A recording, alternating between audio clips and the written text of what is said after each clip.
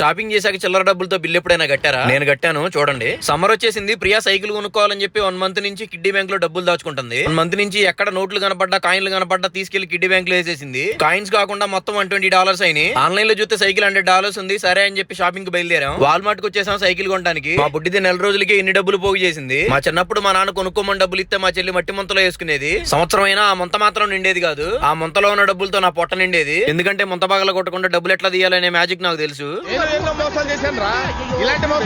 పిల్లలకి చూడండి ఎన్ని రకాల సైకిల్ ఉన్నాయో. సైకిల్ కొనంగానే సరికాదు, ఎవరైనా సరే సైకిల్ దొక్కాలంటే ఖచ్చితంగా హెల్మెట్ పెట్టుకోవాలి. మనం బైక్ డ్రైవ్ చేస్తేనే పెట్టుకోం. చాలా సేపు తిరిగిన తర్వాత మా బుడ్డిదానికి సైకిల్ నచ్చిందంట. బయటికి పోయేదాకా ఆగేటట్లేదు, ఇక్కడే దొక్కేటట్టుంది. మా బుడ్డిదానికి సైకిల్ తో పాటు హెల్మెట్ కూడా కొన్నాం. బిల్లు 120 అనుకుంటే 150 అయింది. తన దగ్గర 120 ఉన్నాయి, మిగిలిన 30 నేను కడతానన్నా. నేను సేవ్ చేసుకున్న డబ్బులతోనే నాకు సైకిల్ కొనియాలని ముండి పట్టు పట్టింది. చేసేదేం లేక దానిలో ఉన్న చిల్లర మొత్తం ముందు పోసా. ఆవిడ ఇంకొక ఆవిడ హెల్ప్ తీసుకుని ఇద్దరు కలిసి 10 నిమిషాలు లెక్క పెట్టారు. ఆవిడకి మంత్రాలు రావు ఒకటి బతికిపోయా, లేకపోతే చెప్పించి ఉండేదే.